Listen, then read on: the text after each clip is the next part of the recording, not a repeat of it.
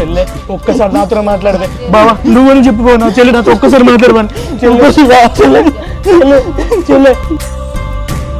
శివ నువ్వు ఏడ్చుకుంటుంటే పనులను ఎక్కడెక్కడనే ఉంటాయి కాదు ఆ ఖర్చు తప్పులైనా ఫోన్ చేసినా టెండర్ ఫోన్ చేసినా అత్తాల ఇంకా శివ ఏడవకు బావా నా చెల్లెను ఈ చేతులతో పెంచిన బావా ఎంత గరంగా చూడు బావా నా చెల్లెలు ఒకసారి చూడు బాబా శివ రేపంచి నా చెల్లెలు తలుచుకుంటున్నా అసలు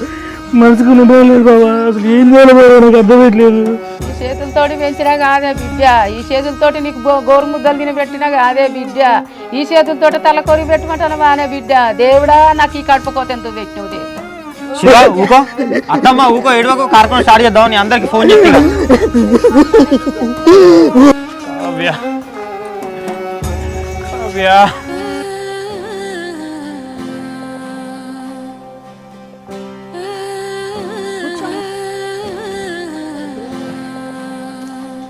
అరే తమ్ముడు ఏంద్రా ఇట్లా చేస్తానవేంద్రా అన్నా కావ్య నన్ను వదిలేసి వెళ్ళిపోయిందన్నా ఇట్లుండాలన్నా కావ్య లేకుండా నేను మరి ఏం చేద్దాను తమ్ముడు అట్లా జరిగిందిరా అరే నువ్వు ఈ టైంలోనే ధైర్యంగా ఉండాలిరా నువ్వు అసలే ఇట్లా బాధపడకురా అన్నా కావ్య లేకుండా ఎలా ఉండాలన్నా నావలే అన్న కావ్య చచ్చిపోయింది అరే బావ పిచ్చిలేసింది చచ్చిపోతానన్నా అసలు అరే చిన్నోడా ఎందుకు రా నువ్వు అట్లా బాధపడతాను నీకు మేము అందరం లేవారా అమ్మా నా కావ్య కావాలని కావ్య లేకుండా నేను ఉండలేనే నా వల్ల కావట్లేదు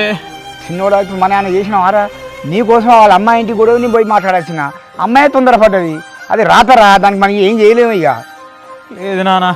నేను కావ్య దగ్గరికి వెళ్ళిపోతా నాన్న తను లేకుండా ఉండలేకపోతున్నా నాన్న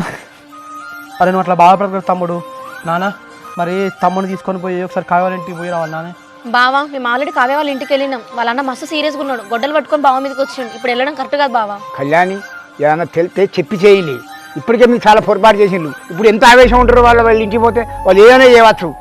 ఎక్కడ మావయ్య కావ్య చనిపోయిందని విషయం తెలియగానే బావ అక్కడికి వెళ్ళిండు నేను కూడా వెళ్ళిన బావతోటి మీరు ఎట్టి పరిస్థితుల్లో వాళ్ళ ఇంటి సైడ్ పోకండి ఎందుకంటే ఇప్పుడు ఊరంతా ఏమనుకుంటారంటే తమ్ముని కోసమే ఆ అమ్మాయి చనిపోయిందని చెప్పేసి అనుకుంటారు ఏదైనా పడనోడికి ఇట్లా ఎగేసిందని చెప్పేసి అనుకో వాళ్ళ అన్న కేసు పెడితే తమ్ముడు లైఫ్ మొత్తం స్పాయిల్ అయిపోతుంది ఇక మరి ఎట్లా మావయ్య బావని కనీసం కావ్యని చివరి చూపు కూడా చూసుకొనియరా కూడలు నాకు చెప్పకుండా చేయకుండా ఏమి నిర్ణయం తీసుకోకరి ఆ చిన్నోని చక్కగా ఇంట్లో తీసుకొని బాబు సరే లే బావ ఇంట్లోకి వెళ్దాం